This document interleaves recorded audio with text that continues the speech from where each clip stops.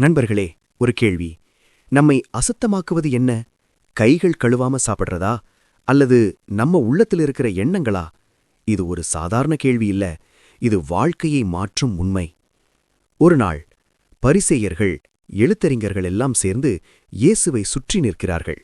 அவர்கள் கவனிக்கிறார்கள், இயேசுவின் சீடர்கள் கைகளை கழுவாம சாப்பிடுறாங்க. அவர்கள் உடனே கேட்கிறார்கள், ஏன் உங்கள் சீடர்கள் மரபை கடைபிடிக்கல? நண்பர்களே, இதை கேட்டா இயேசு என்ன சொல்லுவார்? இயேசு அமைதியாக பார்த்தார். ஆனா அவர் சொன்ன வார்த்தைகள் மிகவும் சக்தி வாய்ந்தது. இந்த மக்கள் உதடுகளால் என்னை மதிக்கிறார்கள், ஆனா அவர்கள் இதயம் என்னை விட்டு தூரமாயிருக்கு. அவர் இன்னும் சொல்லுகிறார், நீங்கள் தேவனுடைய கட்டளையை விட்டு மனிதர்களின் மரபை பிடிச்சுக்கிட்டு இருக்கிறீர்கள். உடனே கூட்டம் அமைதியாகிவிட்டது. இயேசு கூட்டத்தையே அழைத்தார். எல்லாரும் கேளுங்கள், அவர் சொன்னார். வெளியிலிருந்து உள்ளே போகிறதாலே மனிதன் அசுத்தமாவதில்லை, ஆனா உள்ளத்திலிருந்து வெளியே வருகிறதால்தான் அவன் அசுத்தமாவான். இதயத்திலிருந்துதான் வருகிறது தீய சிந்தனை, பொய், திருட்டு, கொலை, பேராசை, வஞ்சகம், அகந்தை.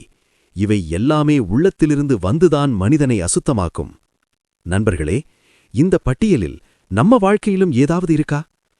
அதற்கு பிறகு கதை மாறுகிறது.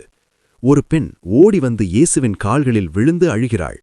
ஆண்டவரே, என் மகளை காப்பாத்துங்க, அவள் தீய ஆவியால் பாதிக்கப்பட்டிருக்கிறாள். அவள் யூதரில்ல, ஆனா அவளுக்குள் ஒரு விஷயம் இருந்தது, நம்பிக்கை. இயேசு அவளை சோதிக்கிறார். பிள்ளைகளுக்கான அப்பத்தை நாய்களுக்கு குடிக்கலாமா? உடனே, இது கடினமான வார்த்தை.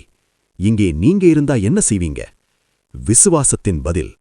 அந்த பெண் கைவிடவில்லை. ஆண்டவரே, நாய்களுக்கும் மேசையிலிருந்து விழும் துண்டுகள் கிடைக்கும். அந்த பதில், அந்த தாழ்மை, அந்த விசுவாசம். இயேசு உடனே சொன்னார், இந்த வார்த்தைக்காக போ, உன் மகள் குணமாயிட்டாங்க. அந்த பெண் வீட்டுக்கு ஓடினாள். அவள் பார்த்தாள், மகள் அமைதியாக படுத்திருந்தாள். தீய ஆவி போயிருந்தது. அடுத்ததாக ஒரு மனிதன், கேட்க முடியாது, பேச முடியாது. அவனை இயேசுவிடம் கொண்டு வருகிறார்கள். இயேசு அவனை தனியாக அழைத்துச் செல்கிறார். இயேசு அவன் காதுகளை தொட்டார், நாக்கை தொட்டார். பின்னர் சொன்னார், எப்பத்தா, திறக்கப்படு. உடனே அவன் கேட்க ஆரம்பித்தான்.